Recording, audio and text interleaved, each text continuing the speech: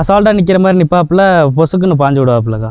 அப்படின்னா நீங்கள் நின்று தொடர தூரத்தில் நின்று விளாடும் தொடர மாதிரி எல்லாருக்குமே ஆசை வரும். இந்த மாட்டை பிடிச்சிடலாம் அப்படின்ற ஒரு ஆசை இருக்கும். கண்டிப்பாக நான் நார்மலாக ஓடுற ஒரு மனுஷனுக்கு கூட அந்த மாடு என்னடா அந்த தான் நிற்கிது பிடிச்சிருவோமா கட்டிடுவோமா அப்படின்னு. அதோட ஸ்டைல் என்னென்னு கேட்டிங்கன்னா டைமிங் வாழை பிடிச்சா அந்த டைமிங்கில் அடித்தா 10 ஃபீட்டு தள்ளி போய் தான் விழுகணும். சரியான விளையாட்டுக்கா.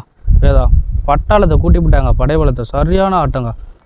சும்மா சுற்றி பாயிறேன், வால் எடுத்தால் உதையிறேன், நல்ல குத்து. செம்மனூரில் சிறந்த ஒரு விளையாட்டு. இந்த ஆடியன்ஸ் ஃபுல்லாக வேதா கூட்டிடுச்சுக்கா. மாடு அவுத்த சொல்ல தலையை 2 ஆட்டை ஆட்டிக்கிட்டு பாய ஆரம்பிச்சிட்டாங்க எல்லாரையுமே. ஒரு மாதிரியாக இருக்கும் மாதிரி இருக்கும், டப்புன்னு பார்த்தா பாஞ்சு விடுங்க மாடு, முட்டி போடும். கொஞ்சம் கோவக்காரங்க ஆள். செங்கோட்டு மாடு அப்படி பெரிய மாடு அதெல்லாம் சொல்லலை. பிடிக்கார பிடிச்சிருக்காங்க நிறையா. நாங்கள் ஒரு வருஷம் பூராமே பிடி விட்டு அதெல்லாம் நிறையா நடந்திருக்கு. விளையாடாது உள்ளே மருகும் ஓடி போயிடும் அப்படியே இருந்துச்சு.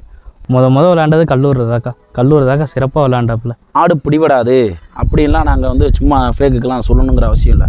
மாடு நல்லா பிடிவிடும்.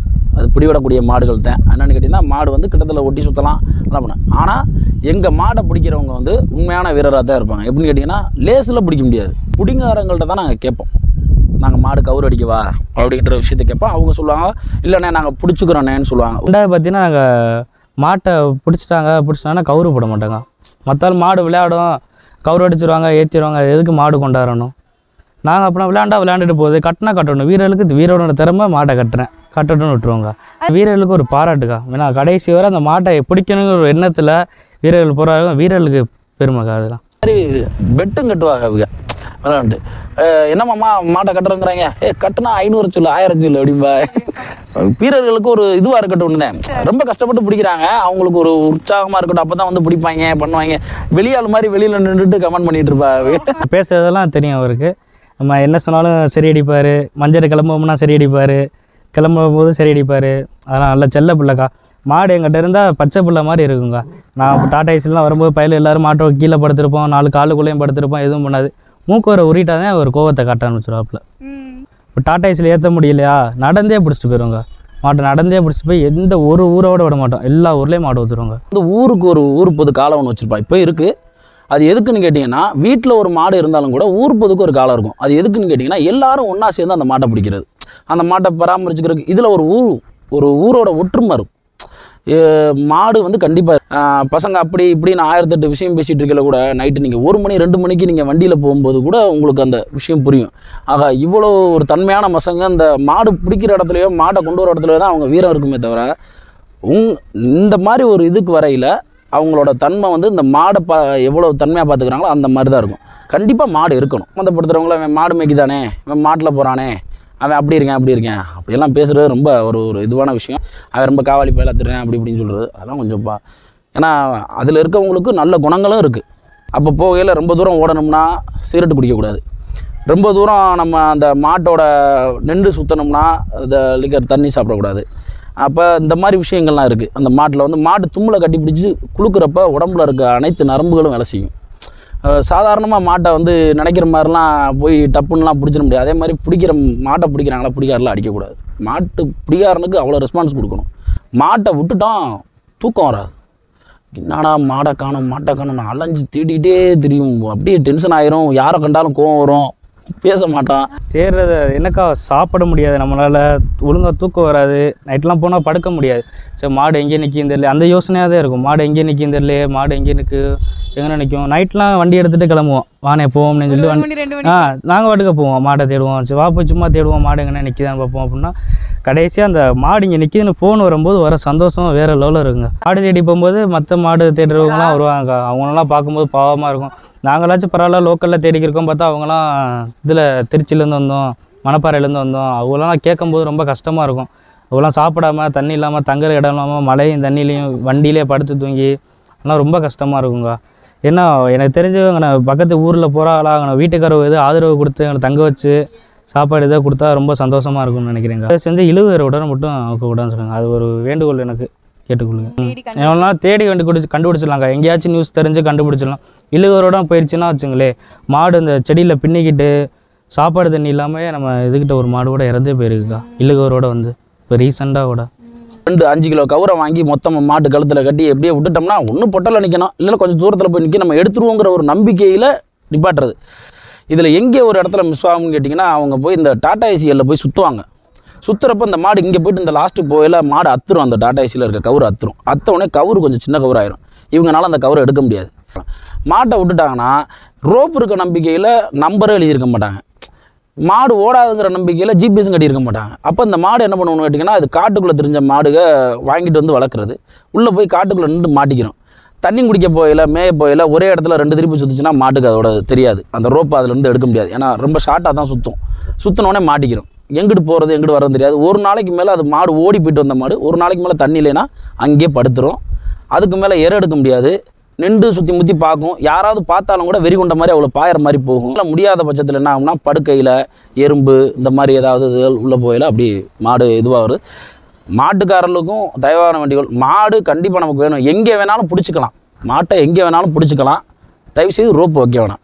ஆனால் மாடு கவரோடு போய் மாட்டுச்சுன்னா முடிஞ்சுன்னு நினச்சிக்க முடியாது. இல்லை விதத்தில் ஒரு நம்பரை மட்டும் எழுதி விட்டால் அது பாட்டுக்கு எங்கனக்குள்ளே போனாலும் பார்த்தா கண்டுபிடிச்சலாம். இல்லை நீங்கள் வீட்டில் போய் தூங்கையில் உங்கள் மாடு உயிரோடு இருக்குங்கிறத ஒரு நம்பிக்கையில் தூங்கலாம். ரோப்போட போச்சுன்னா உங்களுக்கு நிச்சயமாக மனுஷன் வந்து நரக வேதனை அனுபவிச்சிடும். டாடா ஏசியிலேருந்து வாழ பிடிக்காதீங்க. மாட்டுக்கு ஏகப்பட்ட அடி காலில் போகிறோம். அதை இதா வேகமாக ஏன்னா ஆள் தான் தொடுறாங்கன்னு நினச்சி உதயுது. அப்போ ஆங்கில் பூரா அப்படி இப்படி அந்த டாடா ஏசியில் ஆங்கில்கள் இப்படி இருக்கிறதுனால என்ன ஆகுதுன்னா அதில் அடிக்கும் போது கால் அங்கே பிச்சுக்குது. பிச்சுக்கிட்டால் மாடு எவ்வளோ நேரம் நிற்கும். அப்போ அந்த நேரத்தில் நம்ம கவர் அடிக்கிற ஒரு சூழல் வந்துடுது. ஏன்னா மாடு வேதா வச்சு தான் நாங்கள் இத்தனை பேர் இருக்கோம். இவ்வளோ பயில வேதா பிள்ளையார்பட்டின்னு மாடு இருக்குது அப்படின்னு வேதா வச்சு தான் எங்களுக்கு தெரியுமே. இன்னும் அடையாளமானது வேதா தான். அதனால் வேதா வச்சு வேதா குரூப்ஸ் பிள்ளையார்பட்டின்னு வச்சாச்சுக்கா. சொல்ல விரும்புகிறேன், வேதாவோட ஓனரு இவர் தான், அண்ணன் தான். இவன் வாரியா மாடு விளையாடுது, மாடு ஓனர் யாரையும் தெரியலையா அப்படின்னு இவர் சொல்கிறார். நான் தாயா ஓனர். ஐயோ சும்மாரியா நீ எங்கேயா ஓனர் அப்படின்னு இவரே சொல்கிறாப்புல. எல்லாருக்கும் ஒரு தெரிய வேண்டிய விஷயம், இவர் தான் வேதாவோட ஓனருக்கா. ஆனால் பாவம் மனுஷனை வந்து திரைக்க வரமாட்டார். இவர் தான் திரைக்க வேதா ஓனரு. மாடு நம்மகிட்ட இருக்கலாம், உரிமை பூரா அவங்களுக்கு தான். மாடை ரெடி பண்ணுறது கூட பெருசு இல்லை. இவங்களை வந்து இன்னைக்கு ஒரு அரவணைப்பாக வச்சுருக்கோம்னா அதுதான் பெரிய விஷயம். குடும்பம் இருக்குது, தொழில் இருக்குது, எல்லாம் இருக்குது. அதையும் பார்க்கணும் கொஞ்சம். ஏன்னா இப்போ ஃபேமிலியில் வளர்த்துருப்பாங்க 13 வருஷம் 14 வருஷம் வளர்த்துருப்பாங்க பிள்ளைங்களை. மாடுன்னு அந்த மாதிரி சொல்ல கலந்துக்க வேண்டிய இடத்துல கலந்துக்கணும். இது ஒரு தன்மையான விஷயங்கள். படிப்பு தான் முக்கியம். இது இந்த வருஷம் இல்லைன்னா அடுத்த வருஷம் கூட பார்த்துக்கலாம். முதல்ல லீவு நாளில் நீங்கள் எல்லாருமே வாங்க போவோம். லீவு இல்லையா, நான் வேலைக்கு போகிறேன், தம்பி வேலைக்கு போகிறேன் என்றாலும் நான் அவனுக்கு கல்யாணம் ஆயிடுச்சு, நமக்கு கல்யாணம் ஆயிடுச்சு. இந்த கல்யாணம் பண்ணாதவங்க ஒரு தொழில் இருக்கணும். அதேமாதிரி களத்தில் இறங்கி போகும்போது சொல்கிறது முதல் வார்த்தை மாடு வந்தால் மாட்டை விட்டுருங்க. தேவையில்லாமல் ஒரு சம்பவம் நடந்து போச்சுன்னா எல்லாருக்கும் மன கஷ்டம். படிப்பு விஷயத்தில் நான் சொல்கிற ஒரே வார்த்தை படிப்போ வேலையோ அது முக்கியம். இது வந்து நமக்கு 2ஆம் பட்சம் தான்டா தம்பி. நீ சம்பாரிச்சின்னா இதை விட பெரிய காலை வாங்கலாம், நேம் வாங்கலாம். இப்போதைக்கு படிப்பை விட்டுட்டீங்கன்னா பின்னால் கஷ்டப்படா அப்படின்னு. நம்ம அவனை கூட்டிகிட்டு ஒரு 4 வருஷம் சுற்றுவான். அதுக்கப்புறம் என்ன பண்ணுவோம்? அவனுக்கும் ஒரு லைஃப் வேணும்ல. அன்பான மக்கள் எல்லாருக்கும் ஒரு அழகான வணக்கம். Welcome to மண்வாசம் Lavanya. ஜல்லிக்கட்டு ரேக்லா ஒரு பக்கம் இருந்தாலும், வட மஞ்சு விரட்டு ஒரு பக்கம் இருந்தாலும், மஞ்சு விரட்டு காளைகளும் சரி, மஞ்சு விரட்டு காதலர்களும் சரி எக்கச்சக்கமாக இருப்பாங்க. ஸோ அதுலேயும் மஞ்சு விரட்டில் நம்ம திருப்பத்தூர் பக்கத்தில் பிள்ளையார்பட்டி வேதா. ஸோ வேதாக்கு தனி ரசிகர்கள் கூட்டமும் நிறைய பேர் இருக்காங்க. ஸோ அப்படிப்பட்ட வேதா காளையை பற்றி தெரிஞ்சுக்கிறதுக்காக ஸோ இன்றைக்கும் பிள்ளையார்பட்டி வேதா குரூப் கூட வந்துட்டு இருக்கோம் அப்படின்னு நினைக்கும் போது ரொம்ப பெருமையாக இருக்குது. வணக்கம் தம்பி. வணக்கம். வணக்கம், எல்லாரும் எப்படி இருக்கீங்க? Okay, super. ஓகே, ஃபஸ்ட்டு வந்துட்டு மஞ்சு விரட்டு நம்ம வேதாவை பற்றி பேசுறதுக்கு முன்னாடி பிள்ளையார்பட்டினாவே பஸ் ஸ்டாண்டு கிட்ட வந்த காளைகள் நிறைய பசுமாடு தான் வந்துட்டு நிறைய இருப்பாங்க. ஸோ இங்கிட்டு ஃபுல்லாக வந்துட்டு காளைகள் அதிகம். ஸோ நம்ம ஊரை பற்றி சொல்லுங்கள்.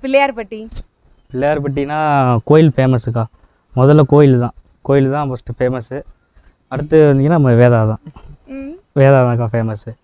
பிள்ளையார்பட்டின்னு எடுத்துக்கிட்டிங்கன்னா மஞ்சு விரட்டில் வேதா வந்துட்டு எவ்வளோ வருஷமாக இருக்கீங்க? வேதா குரூப்பாக நாங்கள் வேதா குரூப்னு ஆரம்பித்து கிட்டத்தட்ட ஒரு 3 வருஷம் ஆச்சுக்கா. 3 வருஷம் ஆச்சு.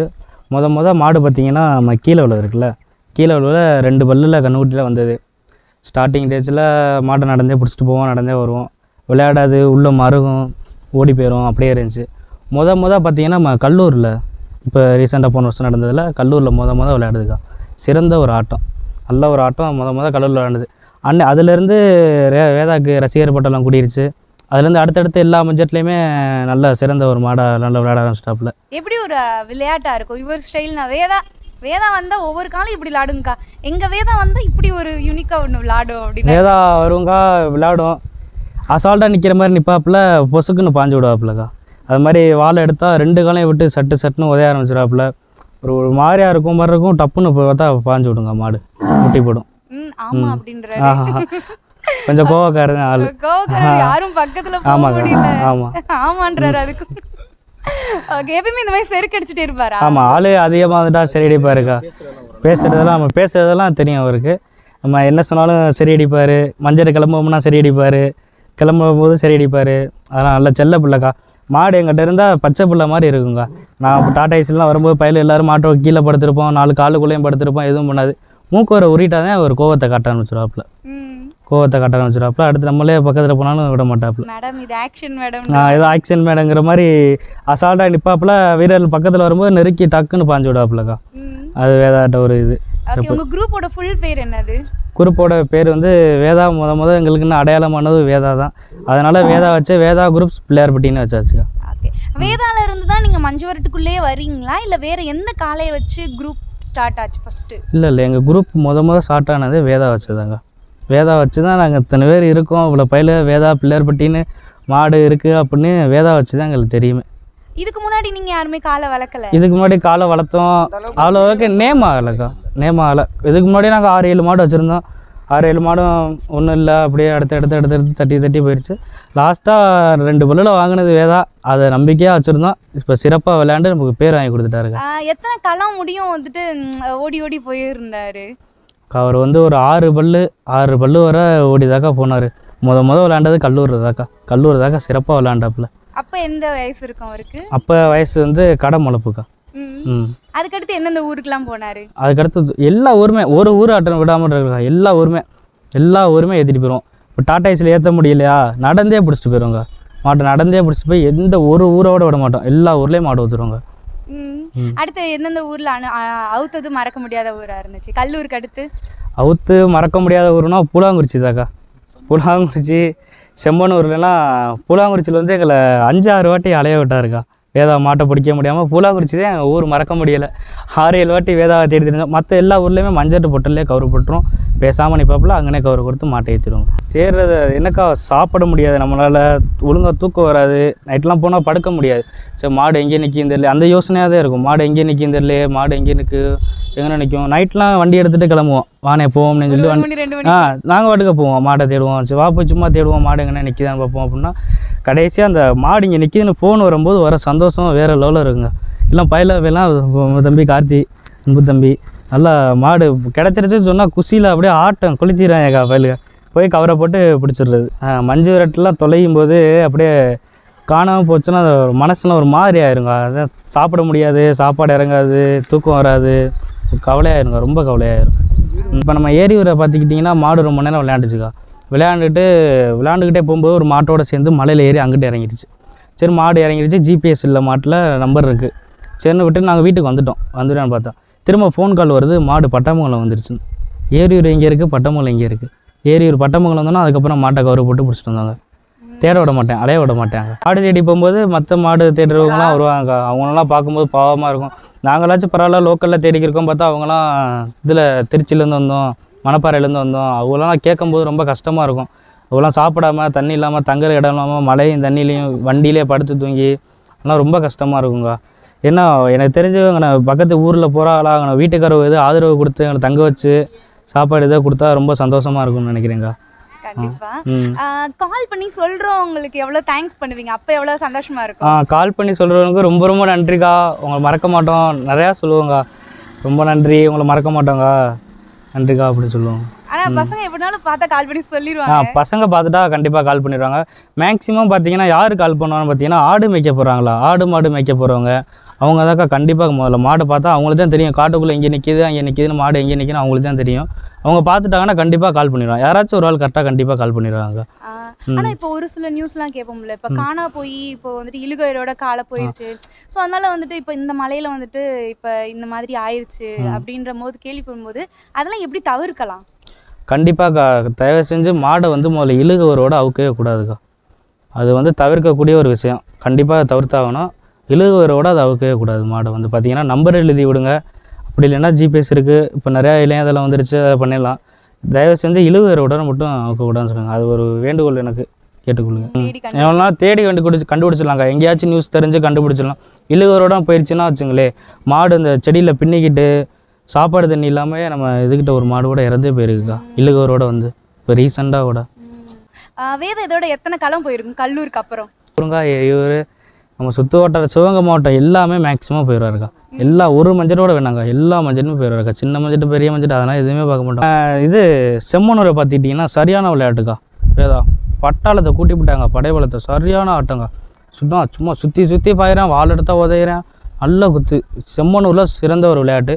அதே மாதிரி பார்த்திங்கன்னா அமராதிபுதூரில் லாஸ்ட்டு மாடாக அவுக்குறோம். வேதா தான் லாஸ்ட் மாடு, எல்லாம் போயிடுச்சு. லாஸ்ட்டு மாடாக வேதா அவுக்குறோம். இருந்து ஆடியன்ஸ் ஃபுல்லாக வேதா கூட்டிடுச்சுக்கா. மாடு அவுத்த சொல்ல தலையை 2 ஆட்டம் ஆட்டிக்கிட்டு பாய ஆரம்பிச்சிட்டாங்க எல்லாரையுமே. நல்ல ஒரு சிறந்த ஒரு ஆட்டங்க. அமராதிபுதூரில் நல்லா பேர் வாங்குச்சுக்கா மாடு. ரீசெண்டாக நம்ம ஏரியூர் தான் பம்பரமுட்டியில் ஒரு நல்ல விளையாட்டுக்கா. பம்பரமுட்டி இப்போ பார்த்தோம்ல ரீசெண்டாக, அது ஒரு நல்ல விளையாட்டுக்கா மாடு. அப்பயுமே வீரர்கள் எவ்வளோ நல்லா முயற்சி பண்ணுவாங்க. வீரர்கள்லாம் நிறையா பேர் முயற்சி பண்ணுவாங்கக்கா. வால் எடுப்பாங்க, வாழை உதையும். ஏன்னா வீரர்களுக்கு ஒரு பாராட்டுக்கா. ஏன்னா கடைசி வரை அந்த மாட்டை பிடிக்கணுங்கிற ஒரு எண்ணத்தில் வீரர்கள் போகிறாங்க. வீரர்களுக்கு பெருமைக்கா அதெல்லாம். வீரர்களோட திறமை அது மாட்டை பிடிக்கணும்னா. ரெண்டாவது பார்த்தீங்கன்னா நாங்கள் மாட்டை பிடிச்சிட்டாங்கன்னா கவுரு போட மாட்டாங்க. மற்றாலும் மாடு விளையாடும், கவுரு அடிச்சிருவாங்க, ஏற்றிடுவாங்க. எதுக்கு மாடு கொண்டாடணும்?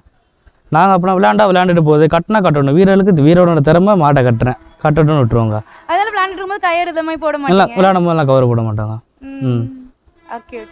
மாடு கட்டிட்டு போகுதுன்னு பேசாமல் விட்டுருவாங்க. யார் கொண்டு போய் அவுப்பீங்க பொட்டல்ல நடுல? நான் கொண்டு போவேங்க. அண்ணன் எந்த அவங்க மூர்த்தி அண்ணன், நாங்கள் 2 பேரும் வைப்போம். இப்போ நாங்கள் இல்லைன்னா பசங்க எல்லோரும் இருக்காங்க, எல்லோரும் வைப்பாங்க. இப்போ வேதா குரூப்னால தாங்க பசங்க நாங்கள் எல்லோரும் ஒற்றுமையாக இருக்கோம்னு சொன்னீங்க. எவ்வளோ பேர் இருக்கீங்க வேதா குரூப்ஸில்? நம்ம பசங்க எல்லோரும் இருக்காங்க. இன்னும் பாதி பசங்க நிறைய பேர் இருக்காங்க. காலேஜ் இதுன்னு அப்படி கிளம்பிட்டாங்க. இன்னும் நிறைய பேர் இருக்காங்க. எல்லாருமே ஒற்றுமையாக இருப்பாங்க. மாட்டை நீ தான் பிடிக்கணும், நான் தான் பிடிக்கணும், அந்த இதெல்லாம் எதுவுமே இல்லைக்கா. இன்னொன்று சொல்ல விரும்புகிறேன், வேதாவோட ஓனரு இவர் தான், அண்ணன் தான். இவர் முக்கால்வாசி பேருக்கு தெரியாது, இவர் தான் வேதாவோட ஓனர்னு தெரியாது. ஒரு நம்ம பட்டாமங்கலம் மஞ்சரட்டில் மாடு விளையாண்டுக்கிறதுக்கு இவர் கூட்டத்தில் போய் நின்று பார்க்குறாப்புல. நின்று பார்க்கும்போது இவர்கிட்ட ஒரு ஆள் சொல்கிறாப்புல, வாரியா மாடு விளையாடுது, மாடு ஓனர் யாரையும் தெரியலையா அப்படின்னு. இவர் சொல்கிறார், நான் தாயா ஓனர். ஐயோ சும்மாரியா, நீ எங்கேயா ஓனர் அப்படின்னு இவரே சொல்கிறாப்புல. எல்லாருக்கும் ஒரு தெரிய வேண்டிய விஷயம், இவர் தான் வேதாவோட ஓனருக்கா. இவரை வச்சு தான் நாங்கள் எல்லாருமே. ஆமாங்க. பற்றி சொல்லுங்கள். வணக்கம். இப்போ வேதாவை பற்றி சொல்லணும்னா ரொம்ப பெரிய விஷயம்லாம் இல்லை. எல்லோரும் இப்போ மாடை அவுப்பாங்க, எல்லா மாடுமே அவுப்பாங்க. மஞ்சரில் பார்த்தீங்கன்னா அந்த அவுத்து விட்டோடனே டாடா ஏசிலேருந்து அவுக்க முடியாமல் ஒரு 4-5 கவுரு 8 கவுரு 10 கவுரு படன்னு எந்திரிச்சு கூட்டம் அப்படி இப்படின்னு கிளக்கும். இதை தான் ஃபோக்கஸ் பண்ணி போட்டோ எடுப்பாங்க. அப்படி மாடை பார்க்கல இந்த மாடு பயங்கரமான மாடு அந்த மாதிரிலாம் வேதா பண்ணவே பண்ணாது. அவுத்தா நான் நிற்பேன், நான் ஒரு ஆள் நிற்பேன், கவுத்தில் நிற்பேன், சாமியை கும்பிட்டு நான் தான் அவுப்பேன். எல்லோரும் தெரியும், அங்கே அவுக்கையிலே தெரியும். மேக்ஸிமம் பெரிய பிடிக்காரர்களுக்கு பூராமே தெரியும். நல்லா பெருசாக மாடு கட்டுறவங்க எல்லாருக்குமே தெரியும். அவுப்பேன், அவுத்தா 2-10 ஸ்டெப்பு ஓடும், நின்றும். அப்படியே நின்றுச்சுன்னா இப்போ எப்படி சொல்கிறேன்னு கேட்டிங்கன்னா, மாடு இந்த இப்போ வேகமாக விளாட்ற மாடுக்கிட்ட ஒரு 10-20 ஸ்டெப்பு தள்ளி நின்று விளாடுவாங்க. மாடு பிடிக்காரங்க விளாடுவாங்க. அந்த மாதிரிலாம் விளாடாது. இது எப்படின்னு கேட்டிங்கன்னா, நீங்கள் நின்று தொடுற தூரத்தில் நின்று விளாடும். தொடர மாதிரி எல்லாருக்குமே ஆசை வரும், இந்த மாட்டை பிடிச்சிடலாம் அப்படின்ற ஒரு ஆசை இருக்கும். கண்டிப்பாக நான் நார்மலாக ஓடுற ஒரு மனுஷனுக்கு கூட அந்த மாடு என்னடா அந்த தான் நிற்கிது, பிடிச்சிருவோமா கட்டிடுவோமா அப்படின்னு. அதோட ஸ்டைல் என்னென்னு கேட்டிங்கன்னா, டைமிங் வாழை பிடிச்சா அந்த டைமிங்கில் அடித்தா 10 ஃபீட்டு தள்ளி போய் தான் விழுகணும். அந்த அளவுக்கு உதையும். அதே மாதிரி பாஞ்சிச்சுனாலும் கண்ணா பின்னாலும் இந்த அப்படி போய் பாயிறது, இந்த வேடிக்கை பார்க்குற ஆளுலாம் பாயாது. இப்படிலாம் யாரையும் பாயாது. எவன் பிடியாருனோ அவனை தான் நச்சுன்னு பாயும். அந்த மாதிரி கரெக்டாக பாயும். அதே மாதிரி எங்கோட்டு மாடு அப்படி பெரிய மாடு அதெல்லாம் சொல்லலை. பிடிக்கார பிடிச்சிருக்காங்க நிறைய. நாங்கள் ஒரு வருஷம் பூராமே பிடி விட்டு அதெல்லாம் நிறையா நடந்திருக்கு. ஆனால் அதுக்கப்புறம் நாங்கள் மாட்டை அதுக்கு 1 by 1 நாங்கள் மாட்டை தயார் பண்ணோம். கொஞ்சம் ஓரளவுக்கு தயார் பண்ணோம். அப்புறம் அதை ஓனர் சேரும் பெரிய லெவலில் அவர் ரொம்ப பாடுபட்டார். பயலில் ஒருங்கிணைச்சோம். சுயநலம் இல்லாமல் எல்லாருமே வருவாங்க. அந்த மாதிரி அது வேதா பற்றி சொல்லணும்னா அது ரொம்ப ஒரு முக்கியமான ஒரு விஷயம்க்கா. இப்போ இது நம்ம இப்போ ரீசெண்டாக பேசுகிறோம் அந்த காலை இப்படின்னு. அப்போ ஊர் பொது காலை ஒன்று வச்சுருப்பா. இப்போ இருக்குது. அது எதுக்குன்னு கேட்டிங்கன்னா, வீட்டில் ஒரு மாடு இருந்தாலும் கூட ஊர் பொதுக்கு ஒரு காலம் இருக்கும். அது எதுக்குன்னு கேட்டிங்கன்னா, எல்லாரும் ஒன்றா சேர்ந்து அந்த மாட்டை பிடிக்கிறது. எல்லா நபரும் அந்த மாட்டில் பங்கேற்றுக்குவாங்க. யாரும் பார்க்க மாட்டாங்க. எல்லாருமே இருப்பாங்க அந்த மாட்டில். இப்போ உங்கள்கிட்ட மாட்டோன்னா இப்போ நான் மட்டும் தான் பிடிச்சிட்டு போவேன். என் மட்டும் மாட்டோம் நான் மட்டும் தான் கொண்டு போவேன். தம்பினா அப்படி தான் கொண்டு போவேன். அதில் எதுவுமே இருக்காது. எல்லாருமே 1 by 1 எல்லாருமே வந்துடுவாங்க. அதே மாதிரி அந்த மாட்டை பிடிக்கிறதுக்கு, ரிட்டர்ன் கொண்டு வர்றதுக்கு, அந்த மாட்டை பராமரிச்சுக்கிறதுக்கு இதில் ஒரு ஊரோட ஒற்றுமை இருக்கும். மாடு கண்டிப்பாக இருக்கணும். அதை இப்போ இளைஞர்கள் எப்படின்னு கேட்டிங்கன்னா, ஒவ்வொரு மாடை இப்போ வேதா இருக்குது. அதே மாதிரி இப்போ இன்னும் நிறையா மாடுகள் இருக்குது. பேர் சொல்கிற மாதிரி மாடுகள்லாம் இருக்குது. அதில் பார்த்தீங்கன்னா ஒரு 50-100 பேர் இருப்பாங்க. ஆனால் அந்த மாட்டுக்கும் அந்த நபருக்கும் சம்மந்தமே இருக்காது. ஆனால் இருப்பாங்க கூட. சுயநலம் இல்லாமல் பழகுவாங்க, நல்ல பாசமாக இருப்பாங்க.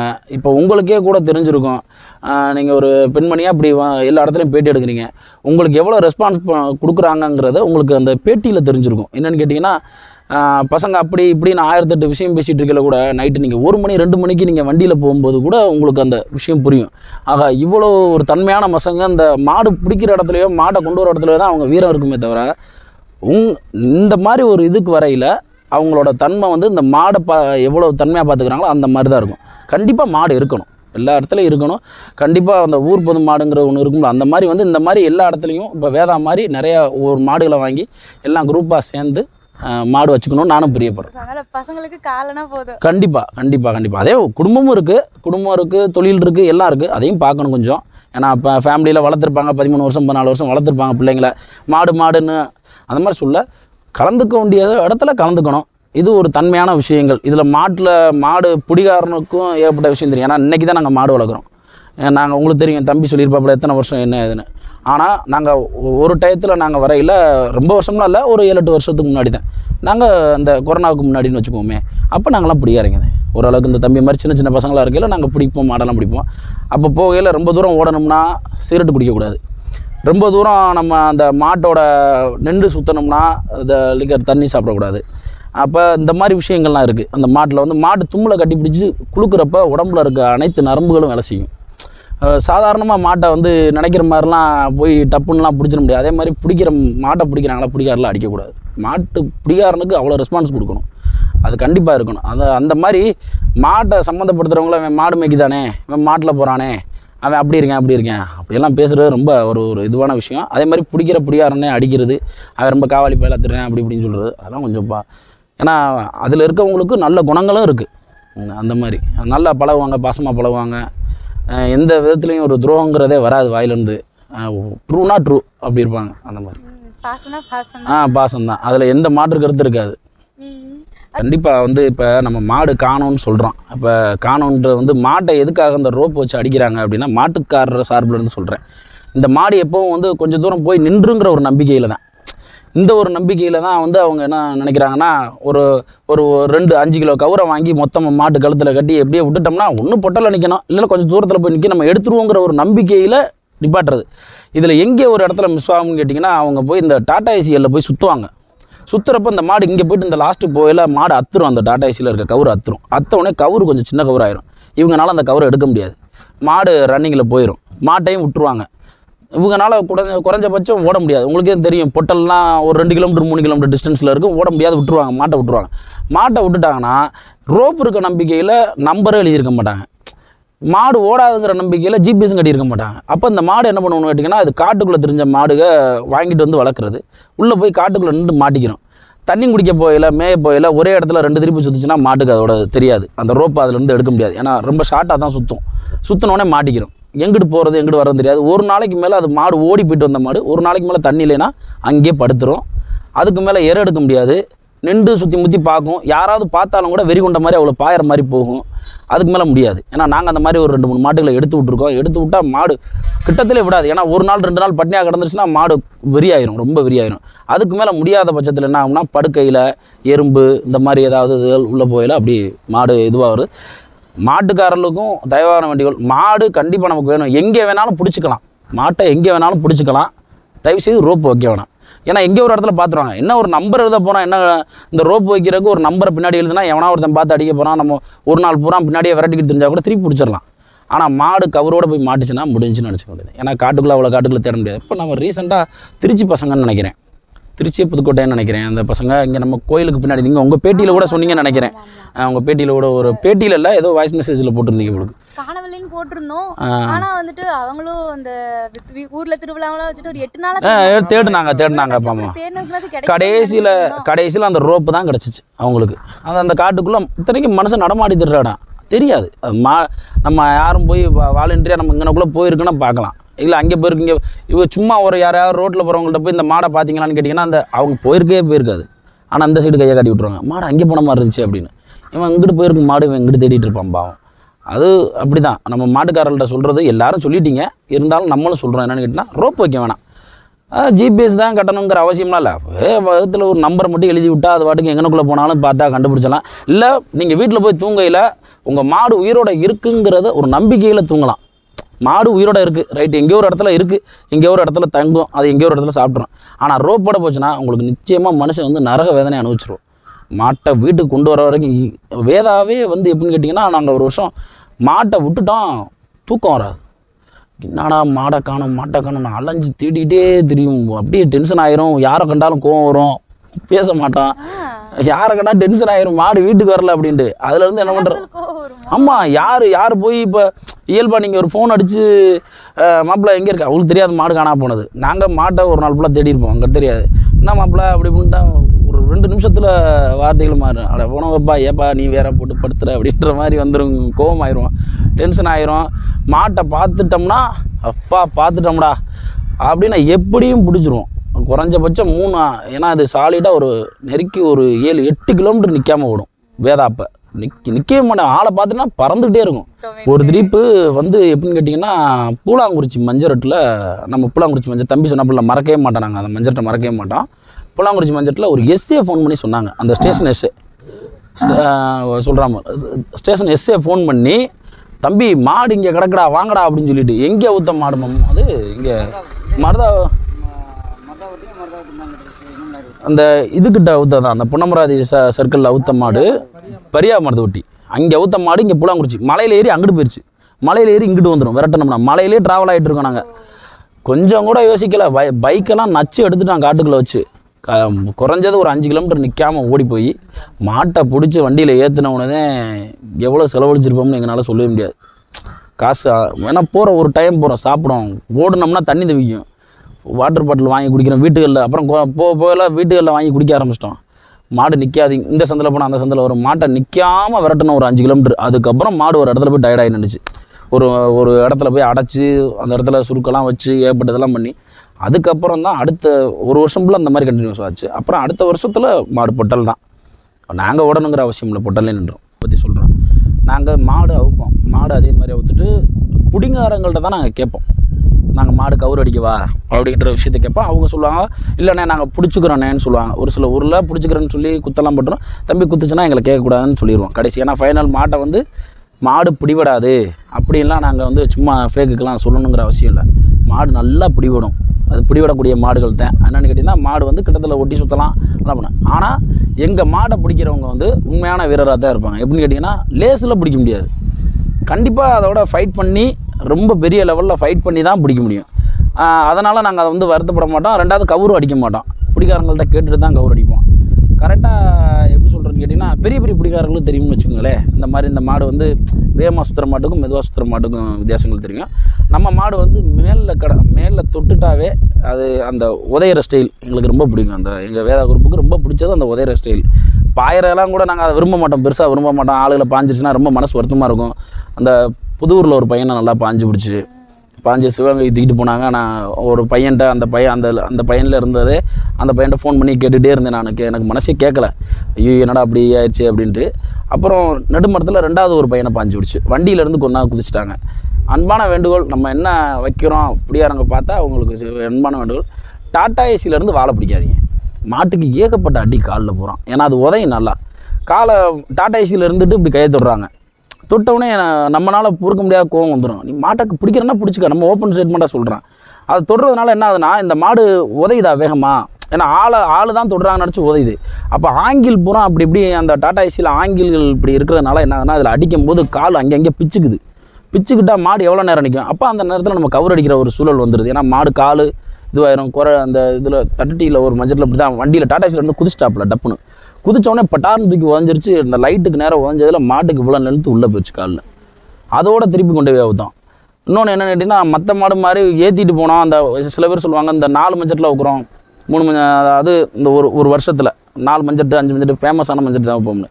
ஆனால் வேதா மட்டும்தான் ஒரே நாள் கிளப்பிட்டு போய் 2 மஞ்சட்டை அவுத்தோம். பட்டமங்கலத்திட்ட ஒரு வயலுக்குள்ள ஒரு மஞ்சட்டில் அவுத்து, தெக்குத்தெரு மஞ்சட்டில் கொண்டே அவுத்து ப்ரைஸ் வாங்குச்சு. அங்கே உள்ள லோக்கல் கமிட்டி பேருக்கு அவுத்தோம்.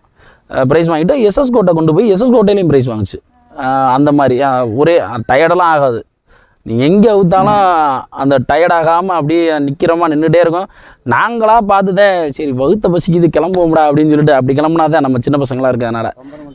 பம்பரம்பட்டியெல்லாம் சரியான ஆட்டம். நாங்கள் 11 மணிக்கு கிட்ட அவுத்தோம். மஞ்சரட்டு மாமாலாம் சொல்லிட்டாங்க, மஞ்சரட்டே முடிஞ்சாலும் பரவாயில்ல கவுரு அடிக்கவே விட விட்டுருங்க அப்படின்ட்டு. கடைசியில் பிடிக்காரங்க தான் சொன்னாங்க, அண்ணே ரொம்ப நேரம் நிற்கிதுண்ணே மாட்டை ஏற்றுங்கண்ணே அப்படின்ட்டாங்க. அந்த மாதிரி அங்கே உள்ளே தான் அவுத்தேன். பாஞ்சிட்டு வந்துட்டு என்ன பண்ணுச்சுன்னா நேராக வந்து ஒரு வேளா மரத்துட்டு நின்று ரொம்ப நேரம் விளாண்டுச்சு. அப்புறம் அங்கே கொஞ்சம் கொஞ்சம் தள்ளி போய் நின்று நல்லா விளாண்டுச்சு. நல்லா வீரர்களும் சூப்பராக சுற்றினாங்க. எவ்வளோ பாசமாக இருக்கும். வேதா எப்படி சொல்கிறது, இப்போ நம்ம அதை சொல்கிறதுக்கு அளவே இல்லைன்னு வச்சுக்கோங்களேன். நான் வந்துட்டு கவர் எடுத்துகிட்டு வந்துட்டு நின்றுட்டோம்னா இப்போ கூப்பிட்டான்ல அந்த மாதிரி கூப்பிடுவான், வா அப்படின்ட்டு, இங்கே வா போகணும் வா கிளம்புவோம் அப்படின்ட்டு. அந்த மாதிரி ஸ்டைலு இன்னுமே எது கூப்பிட்டுட்டு இருக்குன்னா எல்லாம் அலங்காரம் பண்ணிட்டோம்.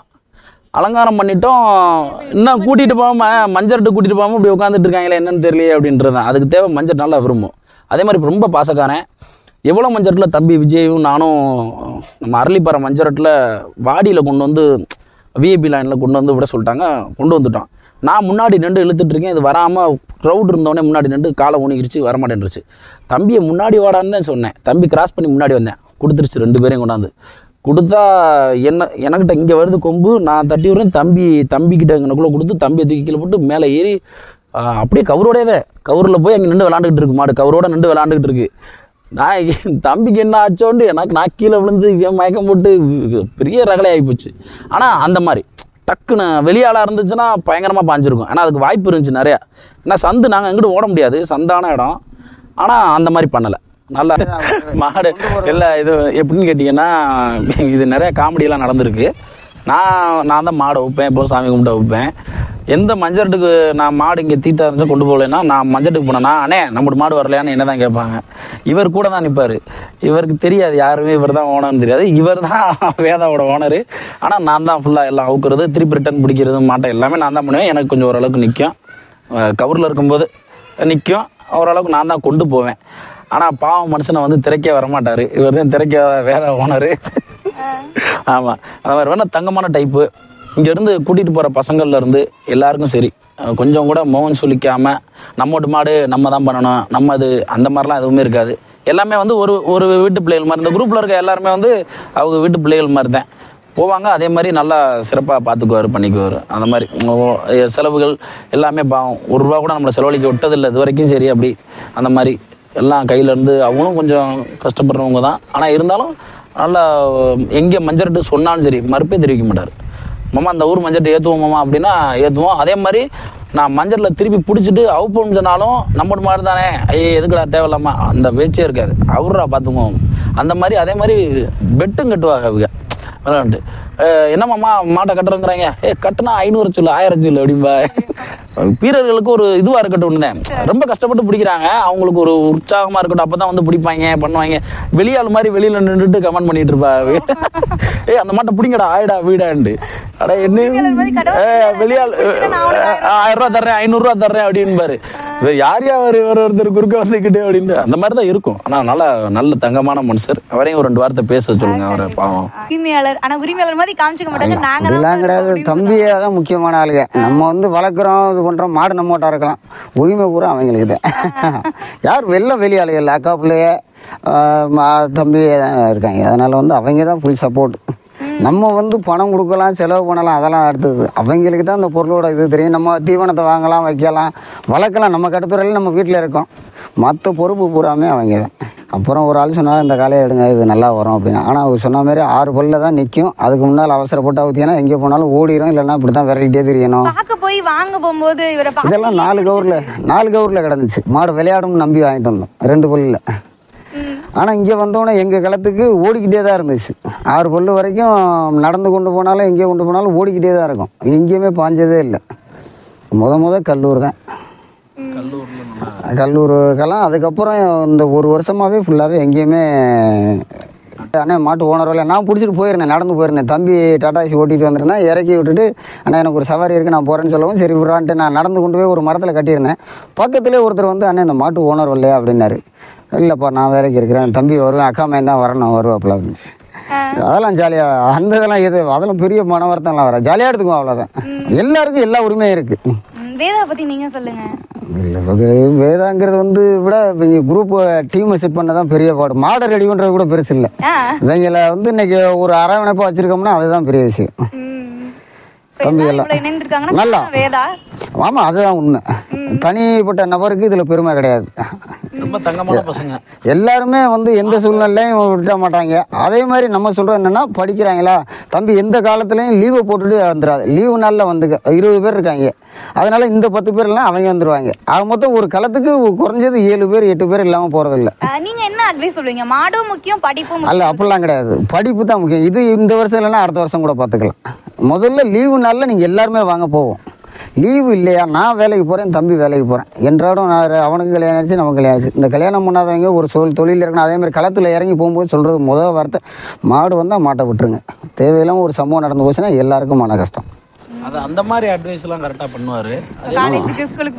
அதெல்லாம் நமக்கு இது முக்கியம் இல்லை. இது வந்து ஒரு தோது தான். அந்த மாதிரியான டைப் தான். படிப்பு விஷயம் வேலைக்கு போகிறதுல சரியாக இருக்கும். மாட்டுக்கு ஒவ்வொன்றுக்கும் ஒவ்வொரு ஆள் இருக்காங்க.